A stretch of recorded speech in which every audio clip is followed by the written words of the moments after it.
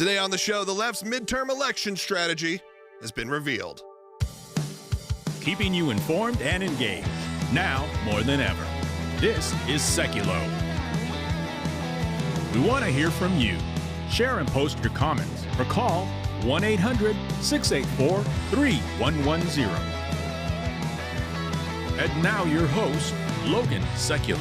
Welcome to Sekulow. Will Haynes is joining me in studio. This is Logan Sekulow. Man, we're rocking and rolling. Hear that? It was like the music was pumping through my veins. We got Jordan Sekulow, my brother, joining us live in studio in the second half hour, and we're going to be taking your phone calls at 1-800-684-3110. That's 1-800-684-3110. As of course, all elections, whenever this happens, it feels like, hey, if it worked for the Republicans, maybe we need to take it on ourselves, and it looks like that is what's happened again, as politics always flip-flops, as campaign strategies always flip-flop, as promises are always broken, and things like this seem to happen in politics all the time. And of course, we are still talking somehow about Congresswoman McIver. Yes, the one who broke into the ICE facility, got arrested, got detained, wouldn't take a plea deal, and now, as expected, they're fundraising off of it. That's right, and emails came in this morning specifically from a name most of us had never heard until the last week, and that is from Congresswoman McIver. And now it's essentially saying that this is going to be lawfare. At the same time, you have Andrew Cuomo also saying, hey, this is political, what do they call it? Political interference or right, election interference. For them investigating some of how New York treated COVID. Those are the real talking points now coming from the left. It's very clear where they're going from. What they saw was that the conservatives were able to rile up a base, and that every time President Trump was charged with a crime, every time that there was some sort of new in-court appearance, it did nothing except to get people more motivated to vote for President Trump because they could see right through the politics of it. Now they're claiming it's the same, but now for them. Because when it happens to them, it has to now be lawfare. It has to be some sort of election interference. It can't be the fact that there are actual issues that came upon here. Not theoretical ones. Not ones that could be, maybe interpreted or misinterpreted. You're talking about someone who broke into an ICE facility, got into a physical fight, had to be removed, and now claiming the Trump administration is going after me. That's right. So what you're seeing here is a very cynical ploy by the left in D.C. to try to replicate what happened to President Trump, but by conjuring this up in a way. So you have a congresswoman that went for a political stunt, got charged with assault. Actually, her hearing is this morning, so stay tuned. We may hear something out of that if there's a bond set or something like that. But now, instead of taking the plea deal, saying, this can be good, this is almost the test case for the Democrats as they look forward to the next election cycle. If they can raise a lot of money off this, if they can make Representative LaMonica McIver a household name, someone most of the country, probably even a lot of people in her district had never even heard of, then you bet they are going to replicate this strategy around the country. And instead of it being prosecutors, real lawfare, trying to figure out and come up with and hunt around for charges they could charge President Trump with to keep him out of office, these are now Democrats trying to find ways they can get charged so that they can stay in office. Yep, absolutely. Phone lines are open for you at 1-800-684-3110. I'd like to hear from you. 1-800-684-3110. If you're joining us on YouTube or Rumble, make sure you're subscribed. We do this show each and every day. If you're brand new, welcome to the show. But again, we'll be taking your calls and comments. And of course, as this radicalization seems to be occurring, the ACLJ is there to fight back. I want you to become an ACLJ champion today if you can. That's someone that gives on a monthly recurring basis. We're not paid for by major sponsors. We're not even paid for by major donors. There are some great major donors. That's fantastic. But the bottom line, the bread and butter, all comes from people like you who support at a $10, a $20, a $70 a month level. We'll be right back on Sekulow. The Trump Justice Department just opened up a criminal investigation into the former governor of New York, Andrew Cuomo. And this all centers around Cuomo's testimony to Congress about his handling of the COVID-19 pandemic. Prosecutors are looking into whether he lied during an investigation into coronavirus deaths in nursing homes. He went on to call this probe lawfare and election interference, plain and simple. The Justice Department claims a Democratic Congresswoman, LaMonica McIver, assaulted a federal agent. Homeland Security says they stormed through a gate, tried to get past security. It's political intimidation, and I'm looking forward to my day in court. She was shoving federal agents. She was out of control. The days of that crap are over in this country. We're going to have law and order. In a statement, McIver says, the charges against me are purely political. They mischaracterize and distort my actions and are meant to criminalize and deter legislative oversight. It's not oversight to show up at a facility and try to force your way in. She's going to have to pay the consequences for doing what she did. She broke the law, and we're going to hold her accountable. Judge Hannah Dugan pled not guilty to charges she helped an illegal immigrant escape ICE agents in her courthouse. Dugan's attorneys are moving to have the case dismissed, arguing her actions were in her official capacity as a judge. The judge herself, in her motion to dismiss this case, argues that judges enjoy judicial immunity from official actions they take as part of their jobs, really an echo major of the Supreme Court's famous July 2024 presidential immunity decisions. And the question is, how far does that extend? Could she have hid the guy in her trunk of her car? Could she have driven him out of the courthouse? Could she have misdirected state officers? When exactly does she stop being a judge when she's helping somebody evade federal authority? How long has it been we've been hearing from the Democrats, oh, 2 tiers of justice, we can't have 2 tiers of justice. Well, you know what? They were right about that. No more 2 tiers of justice. Nobody's above the law.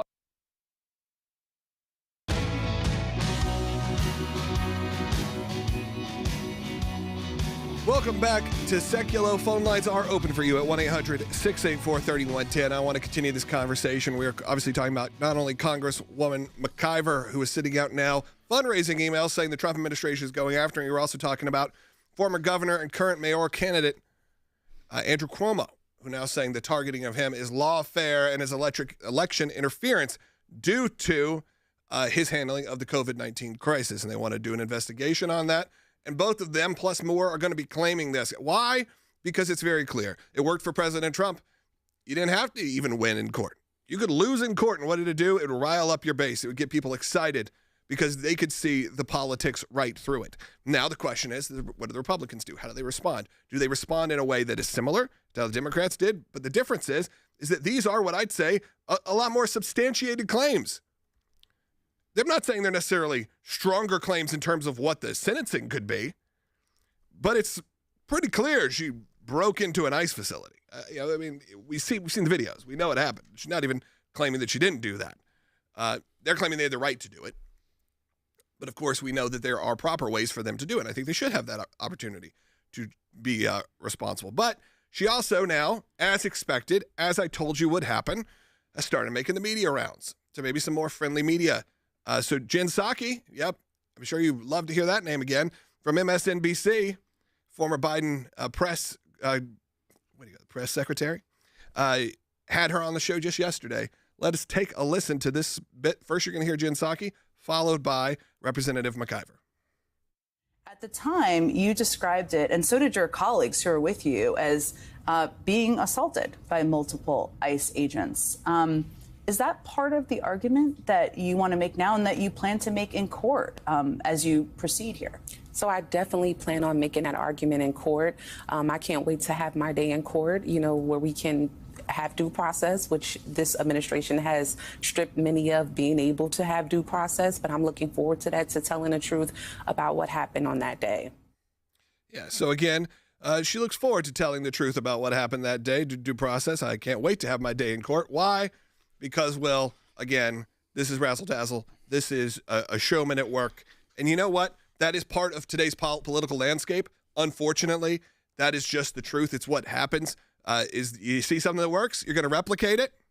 You're going to start using it in fundraising. Or start sending out emails from someone that a week ago we didn't even know the name of. I currently couldn't even tell you the district that she's in. This is someone who is brand new to the political scene, if you will. Clearly not brand new in terms of she's been elected, but in terms of the national scene, and they're seeing a moment. And look, again, everything's marketing. Everything's publicity. I understand that greatly. It's part of what we do here at the ACLJ. It's part of what we do here on Sekulow. You got to promote. You got to get out there. You got to talk. You got to do it. The difference is you don't just steal from the other side, change the playbook. But this is what happens historically in Washington. That's right. This is the playbook that they mocked. They mocked President Trump for saying that they were politically motivated prosecutions, even though you had anyone, even all the way to like Bill Maher, saying like it's very obvious what they're doing here. These are politically motivated prosecutions. And when you think about the types of prosecutions that were happening against President Trump, you think about the documents case when obviously Joe Biden was looked at and then got the Hur report, which now we find out was a very accurate description of his state. But however, it was justice for no accountability for President Biden, but they still went forward against President Trump. You think about how they tried to use the 14th Amendment against him, saying he was a part of an insurrection, even though he had never been charged with that and didn't have an opportunity to have due process in that. She talks about due process in that bite, and yet they were going around the country trying to take him off the ballot. That is lawfare. That is finding an angle and then exploiting it for political gain, using the law in that context. What they're doing here is they're co-opting the same playbook that they once mocked President Trump for doing. But in reality, prosecutors aren't going around coming up with falsified business records count. We'll think you overvalued your property, so therefore we're going to try to take $500 million from you. What they're doing is, we got to go cause a ruckus, not take a plea deal so we can be charged. And then we can say, this is lawfare. Look what they're doing to us. Instead of it being the prosecutors trying to come up with a charge, it's almost like the politicians themselves are like, where can I go find a way to get charged so that I can exploit this and send out fundraising emails? They send out a fundraising text. This isn't just from her office. This is from the DCCC. That's the Democrat Congressional Campaign Committee. That's the major fundraising arm for Democrat House candidates. So it's not just her, it's all Democrats trying to raise money for congressional campaigns off of this story. So why wouldn't they take a plea deal? Well, I mean, there could be many motives for not wanting to take it, and one could be innocent of saying, I don't want to have anything saying that I did something wrong. A crime, right, yeah. But the other angle to it is definitely, if she said, sure, it's a plea of disorderly conduct or something over, you can't raise money off of it. We can move on real quickly. That's kind of how it works. So to me, it's very clear. And look, again, I'm not saying there's not necessarily anything wrong with it. I'm just saying it's, be transparent about it.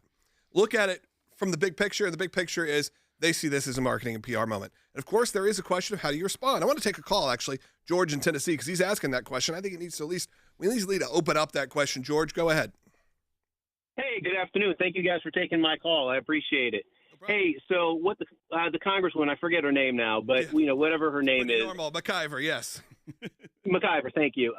So clearly what she's doing is it's a money play, it's a notoriety play. That's apparent. But here's my dilemma. So this week, President Trump is having his crypto meeting. So how is that play and that stunt any different than what President Trump is doing this week to raise money through his crypto ventures? Like, they both seem like they're offsetting in terms of how far away they are from the intention of our political process. So can you guys help me think through that? Yeah, George, look, I'm not sure exactly the details of what you're talking about, so I don't want to act like I'm an expert here. But I will say that you are right in the sense that I think political marketing, political PR, fundraising, and all this, we've all been inundated with it over the last, look, it's nonstop. It used to be you had about a month leading up to an election, and then you stop getting those text messages. You stop getting those emails. But now it is nonstop daily. Why? Because they figured out that as of right now, that's what works. So I guess if you don't want it that way, don't respond to it that way. I was getting texts yesterday. I was sending these guys from political campaigns. And a lot of times, look, the truth is the people who are running the marketing, they may not even care about the candidate. They may not even care. They are running on tried and true ways to raise money and to get support behind all the different things. It's not about, to me, whether she should be able to raise money on this. I got no problem with that. It's more, that's the motive. The motive is marketing. The motive isn't truly actually caring about these people. It's caring about yourself. It's building a brand. That's where we need to look at it. You look at it from a motive. You need to look at it from, do these people actually care about what they're saying? It's the messages that we've always had, where they'll say the Republicans are the ones that have all of these problems that are racist and do that. And then when you really look at the policies, you really look down on who is actually keeping a lot of these communities down, who is actually not doing the jobs of feeding the homeless and are involved in a lot of their local missions or their churches and all this. If you actually look at the details, you'll see who is there for people and who is just spinning talking points. And George, to a little bit on your question as well, I have no problem with them raising money off of anything they want to raise money off of. That's their prerogative. President Trump was selling mugs with his mugshot on it, so he fundraised off of it. That's clearly why they're co-opting it. The difference is that President Trump didn't go out and seek these situations where he could be charged. What I'm afraid of happening is this being a very big fundraiser for them. And then you start seeing bad behavior by other members of the House that want to get in on that action. And so they go and cause trouble here. They disrupt here. They try to get arrested just for the sake of fundraising. It's a bad example to the nation. It's a bad example to the constituencies that if you reward bad behavior by going, instead of, there's 1,000 different ways they could have played that scenario out. And they didn't. They chose to do the photo op, to make a big issue out of it. A congressional oversight visit should almost be something you don't even know about happening. That it just happens, then they can give a report and do that. But instead, it become a whole thing, and it ends up with charges against a member of Congress. The mayor of Newark was arrested and charged originally with criminal trespass on federal property, but they dropped those charges. So it should have never gone down that way to begin with. And now what we're seeing is the game plan. Go cause trouble, get in trouble, raise money, try to flip the election. Get in the press, get coverage, get on the news, become a household name. It's very easy. It's very, it's just where we're at right now. So just see through it, folks. Just actually look at what's going on.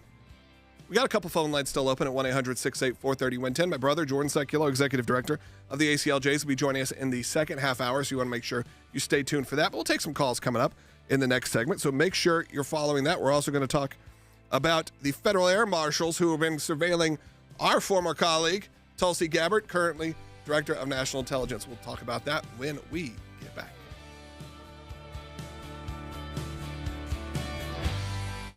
Today on Capitol Hill, we learn more about how Biden's henchmen were tracking their political enemies. Just last night, I received the first set of records from the department regarding Tulsi Gabbard's placement on the TSA Quiet Skies watch list. These documents confirm our suspicions. Federal air marshals surveilled the now Director of National Intelligence during domestic flights in 2024, reporting back information related to her appearance and even how many electronics she was observed using. What Senator Paul is talking about here are documents that confirm two things. One, that what I experienced and what whistleblowers came forward and exposed very early on in August is absolutely true. It goes into detail about what that surveillance consisted of. Some of the things Senator Paul mentioned, they had to report back, these federal air marshals who were surveilling me, about my appearance, about what kind of electronic devices that I had in my possession. Did I have any interactions with unknown individuals while traveling? The list goes on and on. But the second thing that these documents confirm is, once again, that it was absolutely politically motivated. And I know this because these other Americans who were attending the same meetings that I was at the Vatican, not a single one of them, to include former Trump administration officials, not a single one of them were put on this Quiet Skies list. And the only difference was they were not on your show the day before traveling back to the United States, or any show for that matter, publicly criticizing then Vice President Kamala Harris. There are countless examples that we could go through once again that show very clearly the Biden administration's weaponization and politicization of the government against everyday Americans, violating our most fundamental constitutional rights and civil liberties.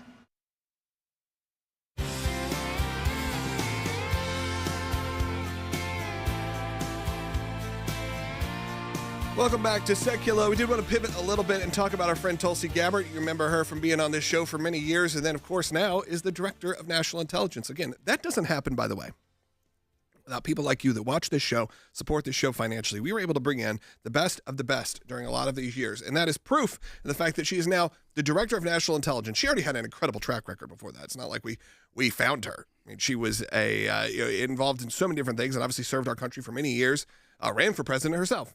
But she was a great contributor here, a great person to always bounce some things off of. But of course, we found out while she was still working with us that she had been put on what's called the Quiet Skies program. And we also know that was just recently confirmed. Now, we knew about this, Will, for, a year plus now that this was happening to Tulsi. She was pretty much notified, I think, that it was happening. However, it's now been confirmed by other people in these oversight committees. So what happened yesterday was during a hearing with Kristi Noem, who's the Director of Homeland Security, Rand Paul raised this issue once again.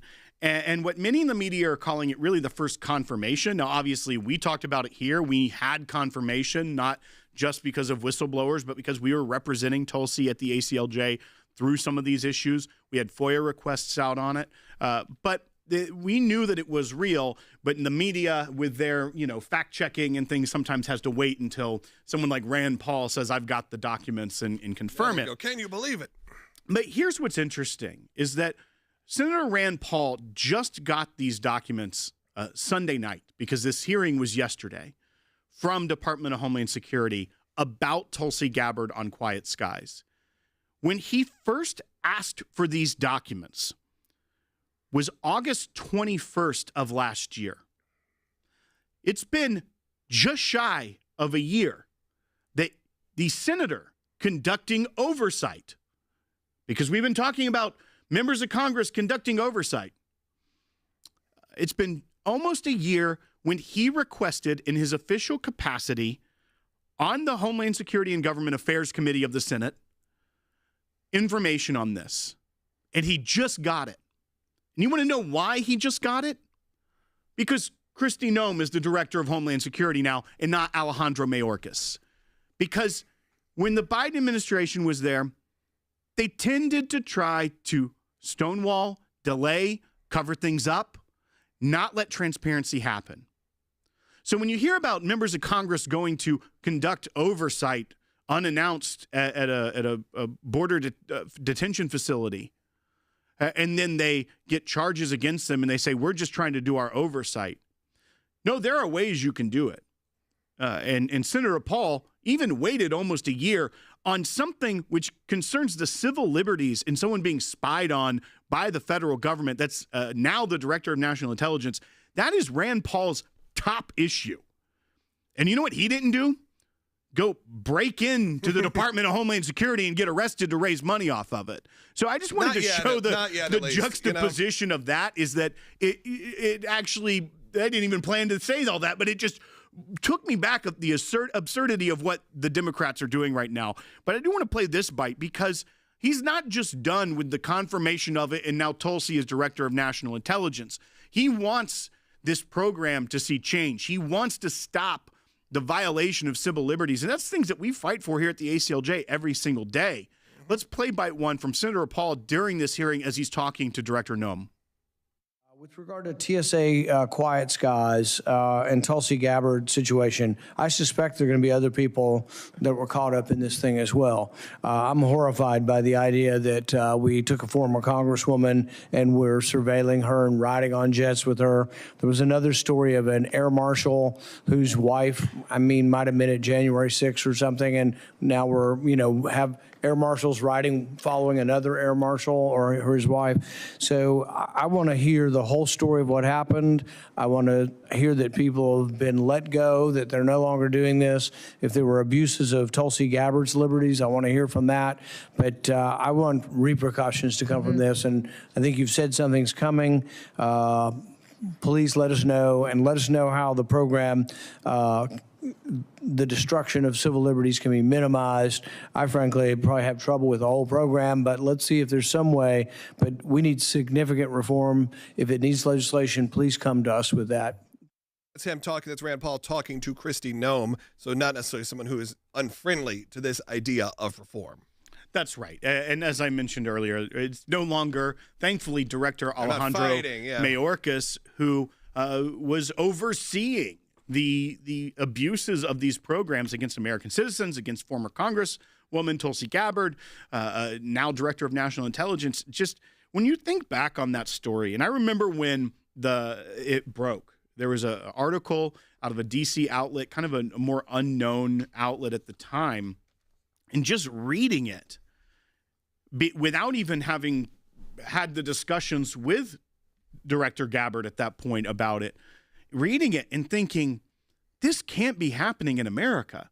This can't be real, that she's getting these designations on her tickets, that they're having bomb-sniffing dogs follow her around the airport, that there are people on the flight that are constantly monitoring her, taking notes, and covertly, not supposed to be known, but that's what was happening to her. Former Congresswoman, all of a sudden, didn't play by their rules, wasn't a Democrat anymore. And so they sought political retribution. They sought to monitor her, to intimidate, to silence her. It didn't work, but we can't let that happen again. I want to quickly, before we head to break, because my brother Jordan Sekulow is going to be joining the second half hour. It's going to be packed. We're going to take some calls, though, later on, 1-800-684-3110. I want to pivot back to Congresswoman McIver, and let's take a call. Oh, actually, our call we had an ACLJ champion who was up, and I think they just went away. So you know what? We're going to hold those calls. Sorry about that if you're on hold right now, but I wanted to make sure if you become an ACLJ champion, you tell our phone screener, you get bumped to the first. She would have been the first call of this segment. So unfortunately, that's what happens with this. We only have 2 minutes left in this half hour. Now, if you don't get us on your local station, if you're listening on the radio, and some of the radio stations, especially Christian radio stations, don't catch the full hour of this show every day, we do it every day for an hour. Go to aclj.org. You can watch it later on or live from 12 to 1 p.m. Eastern time. That's right. We broadcast 12 to 1 p.m. Eastern time.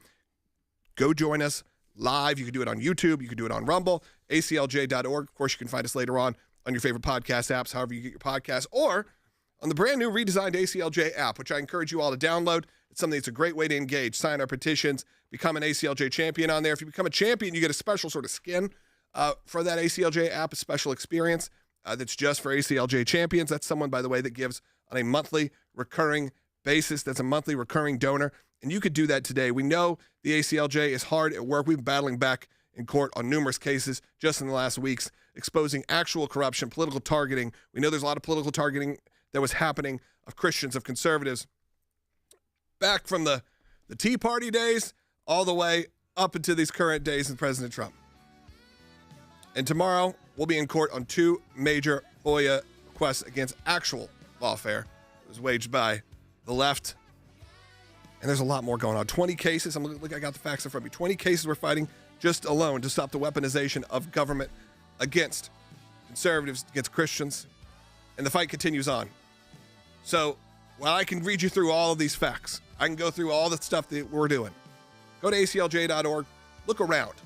If you want to become a champion while you're there, you should. None of our content's behind a paywall. And it's not behind a paywall because we want you to share it. We want you to send it to your friends. We want you to get educated. We want people like the HHS to stumble upon one of our blogs and then create an investigation. Yeah, that happened. We'll be right back with my brother, Jordan Sekulow.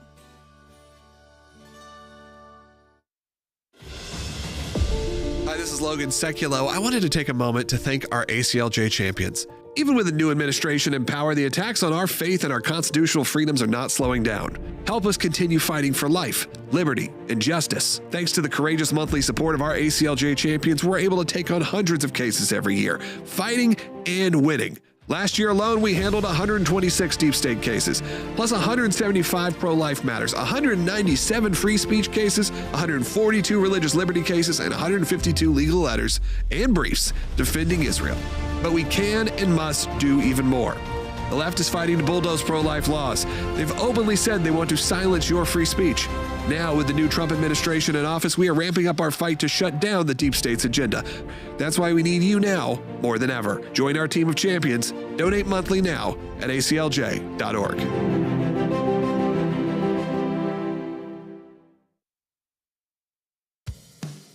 Keeping you informed informed and engaged. Now more than ever. This is Sekulow.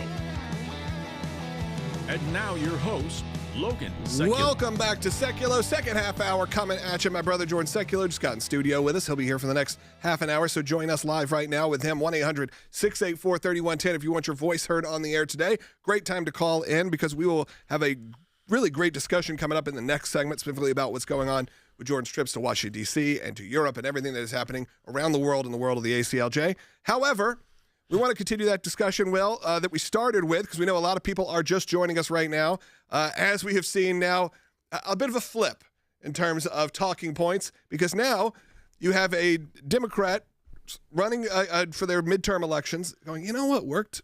You know what worked really well? Was that whole lawfare thing, that whole, let's say it's election interference, political, persecution, that this is happening right now. So we're going to create some new characters, and some new characters that are going to get some press, going to get some attention, and now we can just take the playbook that Donald Trump successfully ran on when he was unjustly gone after. But first, we got to create some crimes.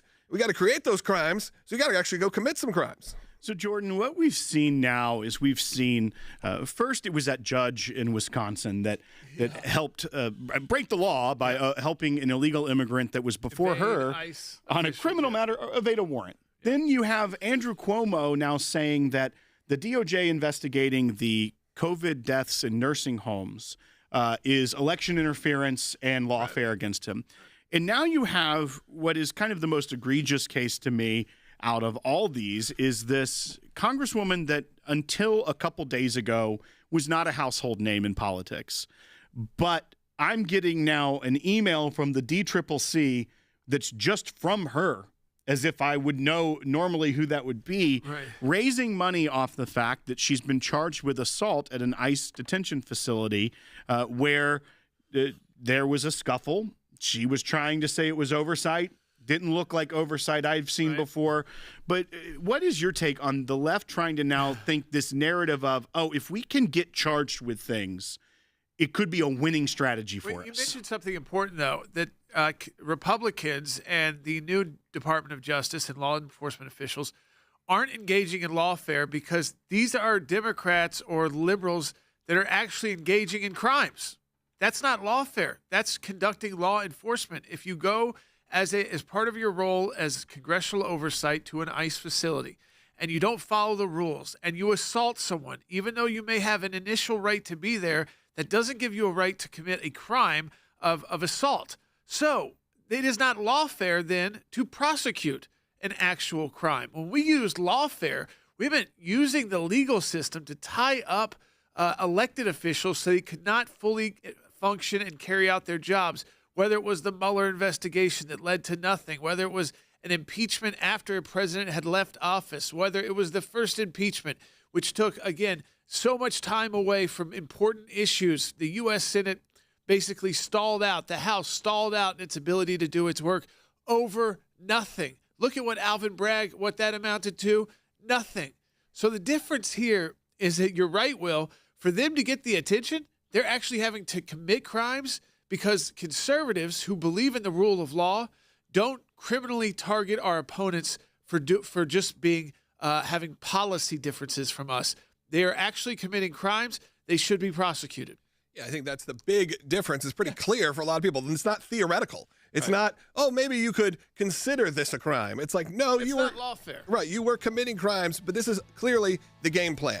And the game plan is to be able to send out emails, to create stars, to send them on MSNBC, to now have a new, deeper bench. Because we know that has been a big problem for the Democrats heading into the midterms, which is into the next presidential election already, is that their bench is not stacked. And it is very stacked on the other side. You could probably pick out 10 people who could be your next president of the United States if it's a Republican.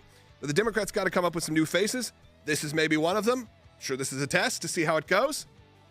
So far, who knows? Who knows how much they've fundraised on this? They may be very successful. We'll find out, certainly, as the months progress.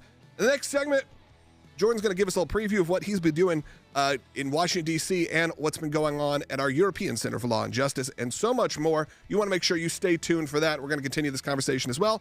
Give us a call, 1-800-684-3110. Back in just a moment.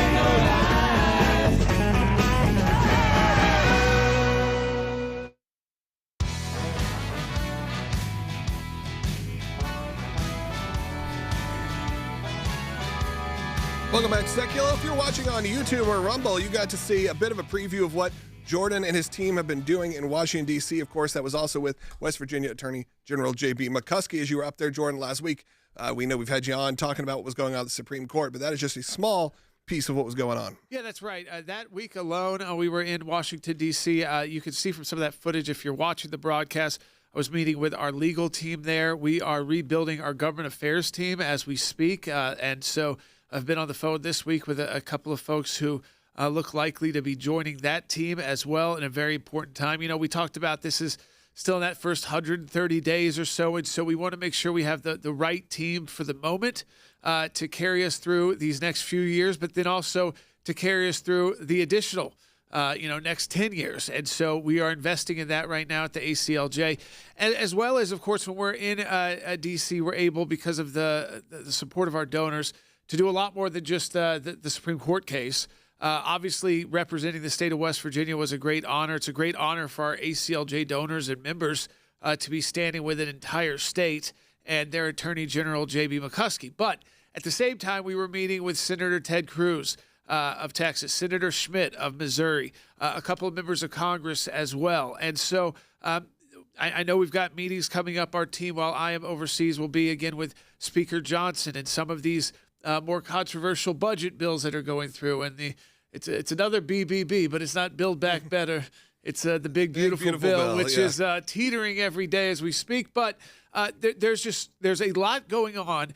And what I want everyone to know out there is that your ACLJ team is getting a handle on all of the issues we believe you're concerned about and then putting the resources there. So that's really my focus right now, is whether it's here in the United States or around the world, getting the resources to the teams, rebuilding teams that we may have lost some people to the administration. That's always kind of a positive. It's a good and a bad, because you want people to be in those important government roles, but you also then kind of have to restart.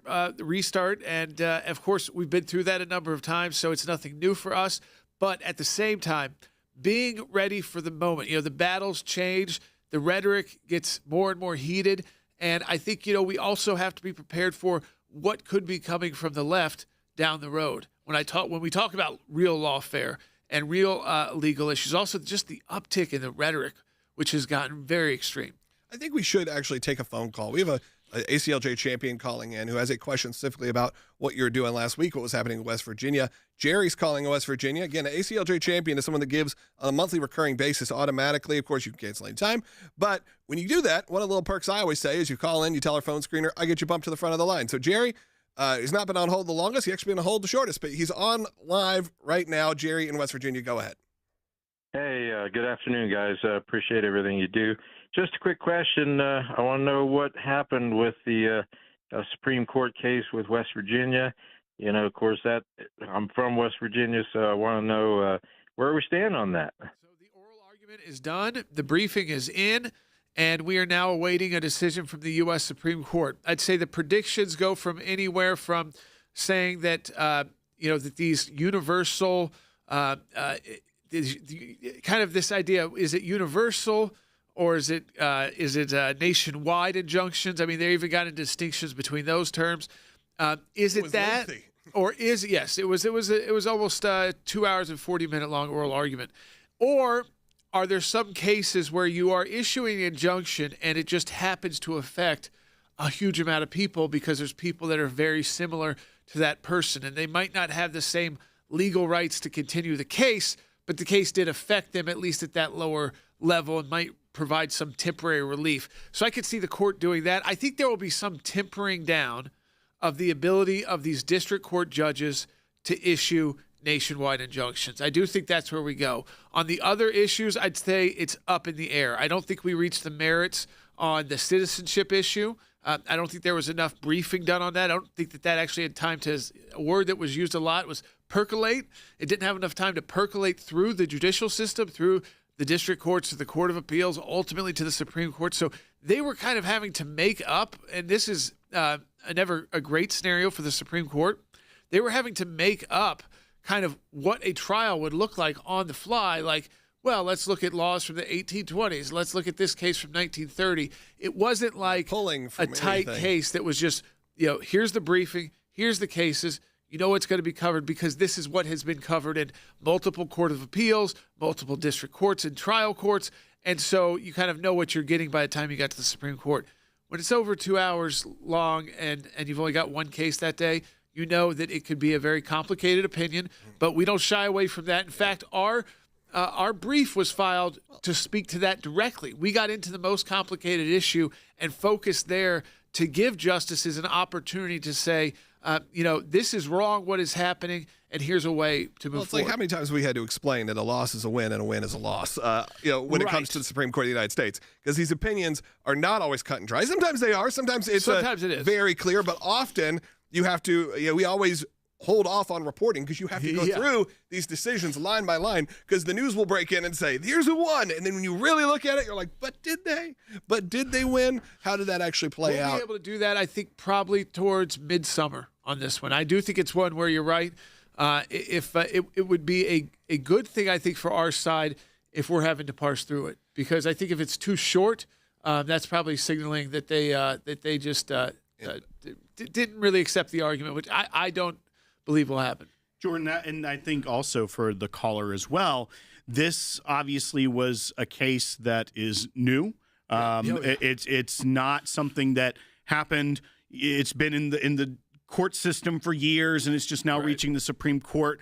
Obviously, the opinions from the kind of set schedule you typically get at the end of the term, end of June and early July. Yeah. But with this, do you think we could potentially get a decision quicker since it was rushed up on just even the injunction issue, not even on the merits of the case itself? It's possible, though. The injunction stands. So there isn't this group of people isn't in a kind of limbo right now. So I think that if they want to take their time, they can. I think there are simple ways out of this case for the Supreme Court that would be very positive for us. There are more complicated ways out of this case for the Supreme Court that would be very good for us as well. And our position focused in on these judges just having if district court judges have this kind of power, we have to rework our entire judicial nominations process because we need to start vetting every single one of those district court judges down to every rally they've ever attended, their political donations. Yeah, it's all public. It becomes like voting for at least Court of Appeals. Yeah. At least it's like a Court of Appeals judge, which gets a lot more scrutiny in Washington, D.C. And if these kind of cases stand, then I talked to JB, the Attorney General of West Virginia. If this is the new way of operating, well, West Virginia is going to go into Texas and find judges and say, let's get an injunction against New York. Or if it's the federal government, let's just get a nationwide injunction against the federal government. It'll end up being that both play the game. Right. And do we really want that in a nation which is the greatest in the world because of our rule of law? Well, what we've learned also, though, is if you don't end up playing the game, you get left behind as well. So you have to make sure that though we may not think it's right, if it ends up being the law, you have to play the cards that are your dealt. It's kind of like what happened in the election last time. It's like you had to start embracing things like mail-in ballots and those kind of things early voting. You had to start getting people rallied up around those ideas because they weren't going away. And if they're not going away, then the worst thing you can do is to put your head in the sand. No, I mean, you'd immediately pivot your legal strategy to say that, if this is not a one-off kind of just related to President Trump, we talked about how 67% of these in history have been issued against President Trump. Well, why can't they be issued against the next Democrat president then? Why can't a group like the ACLJ go in and do that and really start being able to prevent them from carrying out the policies, which I'm sure we'll strongly disagree with if we do get to that point. I hope that's a long way away, or maybe we don't ever get there. But if they do come back into power, this would give us a way to say, you know what, the Supreme Court said this is okay. Yeah. I could stop the president not by having to go all the way to the Supreme Court, not by having to get legislative virtually action, nothing. by going to a district court who will issue an injunction because they don't like the president's policies either. Yeah. All right, I want to take some calls coming up in the next segment. Jordan's going to stick around for this last segment. So if you have calls that are maybe more legal focused, it'd be a great time to call in, or just in general on any of the topics we talked about today. 1-800-684-3110. And of course, I want to always encourage you to support the work of the ACLJ, but this is a great time to just give us a call. Ask a question. No questions are stupid questions, as they say. All questions are fine. We're able to answer some questions here. Be kind to your phone screener. That's all I always say. 1-800-684-3110. We encourage you, though, to become an ACLJ champion today, someone that gives on a monthly basis. We know that often with the ACLJ, we are talking about all the different ways you can support, and today we're talking about being a champion. That's where you kind of set it, forget it, say, hey, I want to give whatever level. I think $5 is the minimum, just due to processing. $5 or more, you become an ACLJ champion. Of course, it's tax deductible. They're great, fun little perks. But always what we say is we want to keep our content not behind a paywall. We want to make sure everyone can see the great ACLJ content, because when you share it, then you can actually change hearts and minds. It's not just talking into an echo chamber. We've seen that. And we saw the HHS find one of our blogs and then create an investigation based on one of our blogs. I guarantee you, as Will said, that maybe just some sort of online membership is not part of their budget for us. So you know what? We are happy that they were able to do that, and we can get to work with them as well. We'll take your calls when we get back. 1-800-684-3110. The Trump Justice Department just opened up a criminal investigation into the former governor of New York, Andrew Cuomo. And this all centers around Cuomo's testimony to Congress about his handling of the COVID-19 pandemic. Prosecutors are looking into whether he lied during an investigation into coronavirus deaths in nursing homes. He went on to call this probe lawfare and election interference, plain and simple. The Justice Department claims a Democratic Congresswoman, LaMonica McIver, assaulted a federal agent. Homeland Security says they stormed through a gate, tried to get past security. It's political intimidation, and I'm looking forward to my day in court. She was shoving federal agents. She was out of control.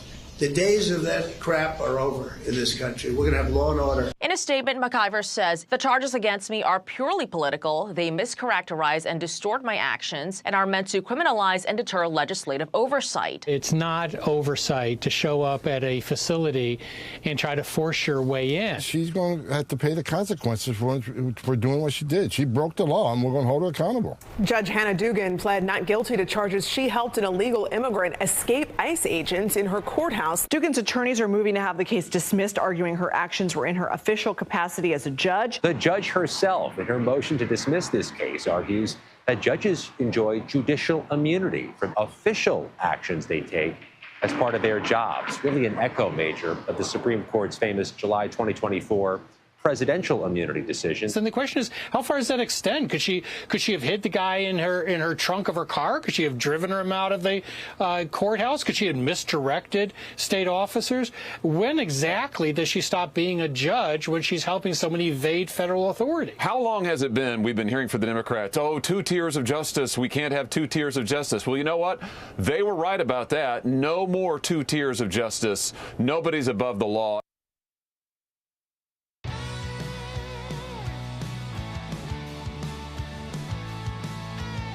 Welcome back to Sekulow. We're going to take your phone calls coming up, but we want to give Jordan an opportunity also to give us a bit of a preview, Will, of what's going to be happening over the next few months. That's right, Jordan. We said a little bit about it in the previous segment, but obviously you were working on very big things in D.C. last week. Yep. But also you're about to go be with our European Center for Law and Justice, the ECLJ, for an extended period of time, working on some major things that to our audience we can't reveal yet. Yeah, there's some things we could talk about. Our first trip, part of the trip next week, will be in Budapest, and we'll be meeting with Prime Minister Viktor Orban. We have done some work with the Prime Minister Orban before through the European Center for Law and Justice, but we thought in this, we did our first trip back to Europe as a bigger team. Of course, that office has been operating for decades, and all of our offices around the world. But post-COVID last year, to kind of get things started, to kind of say, this is where we want things to go. So let's look at what we could do a year from now. Let's get fully up to speed on being able to travel around and hit multiple places. So we'll start off the trip that way. Then head back to our offices in Strasbourg, France. The European Parliament is meeting in Strasbourg. So you've got all the different parliamentarians from all the member states of the Council of Europe. And we'll be holding receptions actually in our office. So we'll be holding receptions, and we have a residence and an office. We'll be holding receptions there for those members. So we'll be able to start developing and personal relationships that our team there may have, but to expand their relationships. A lot of these new conservative movements that we're seeing pop up all over Europe, they want the direct relationship with the United States.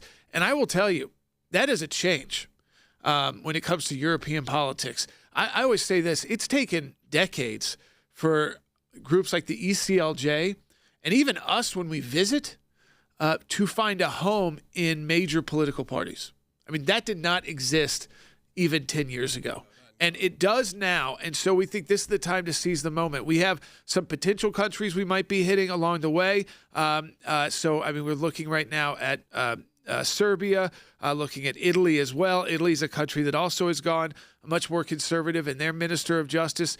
And then there is a huge announcement that I will be making from Europe. I don't want to get ahead of it, but a huge announcement that has major ramifications for, as you talked about, freedom of speech in Europe, political freedom and association, has huge legal ramifications that affects a major European country and a major European political figure. So I don't want to give away more than that, but I will say that people will be excited to know we'll be meeting with that figure as well to talk not only about what we'll be doing, but also what we could do here in the United States and maybe bringing that figure over to the United States as well. So I think our audience, our supporters, our members are going to be very excited about this one, and it is really kind of the crux of why we're making this trip. Yeah, and I think it's an important time in Europe, and I think it's an important time in the UK. You're seeing also, as you said, not only a place for conservatives, you're seeing a huge rise in Christianity even in these nations, yes. Specifically in the UK, more than they've ever had before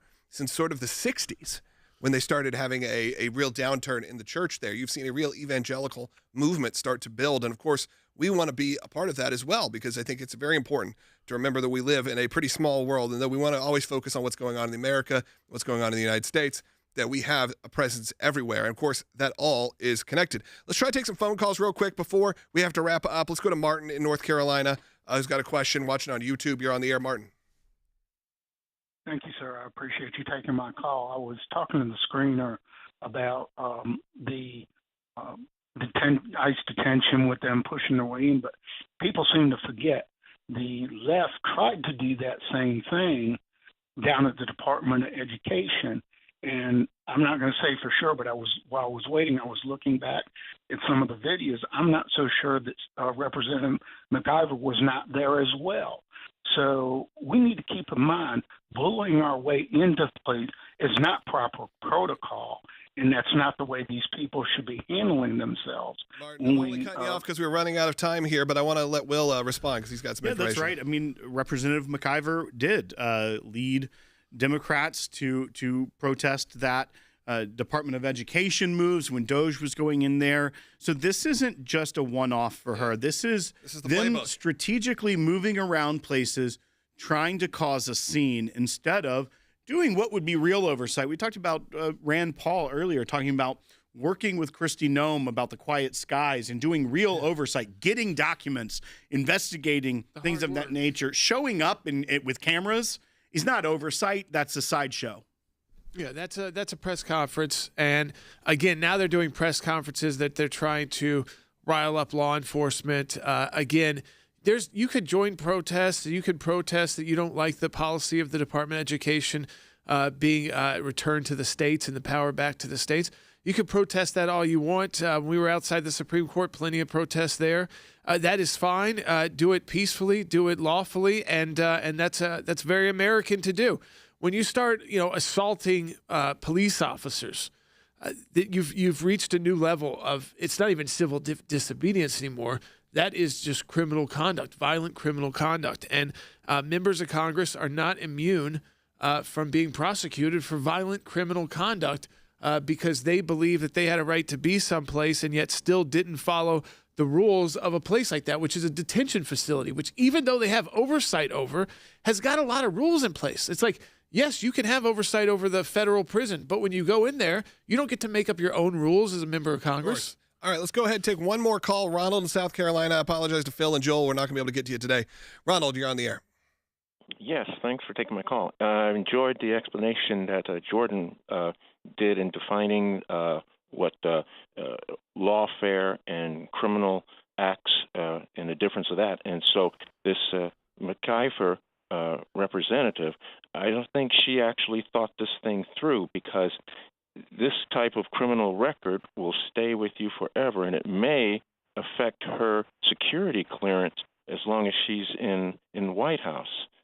Well, this is the difference. Elected officials don't have those same issues. Now, it could, for instance, if you had a party in charge, and for instance, her own party, and decided what you did, this conduct was wrong, we should remove you from committees where you have those clearances. So basically, you're taken off committees, and you're the DNC or the DCCC decides to primary you in a campaign and basically remove you from Congress. That's not happening here. We're getting marketing emails from the Democrat Party. Right, exactly. She's not paying for these personally. From the DCCC, I was just talking about. So they are leaning into this and saying, again, I think the Trump team needs to be aware of it. And again, if there's actual criminal conduct, you can arrest people. You can charge them with assault. At the same time, know that they're playing this game with you. Well, in Jordan, they tried to offer her a deal. Yeah. And she rejected it. Right. Why? So they could send fundraising emails. Because you know what's not as good of a fundraising email? I just made a deal with the Department of Justice. I pled guilty. Right. I understand. Probably doesn't want to do that as well. Hey, thank you so much for joining us today. We're going to have a packed week still coming up. So make sure, if you are brand new to the broadcast or you haven't yet, hit that subscribe button if you're watching on YouTube or on Rumble. If you're on any of our other social platforms, make sure you're always engaging with us, because we post new content each and every day. Brand new live shows each and every day, 12 to 1 p.m. Eastern time. You can listen to the show. You can watch the show. You can get engaged, get your comments in, get your questions in each and every day. And, of course, you can support the work of the ACLJ, as our team is hard at work. You heard what Jordan said, what's going on in Europe, what's going on in Washington, D.C. This is not something that's cheap.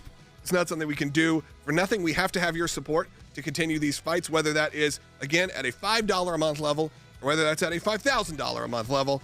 Know that we appreciate it, and all donations really matter to us. We really appreciate it. Talk to you tomorrow.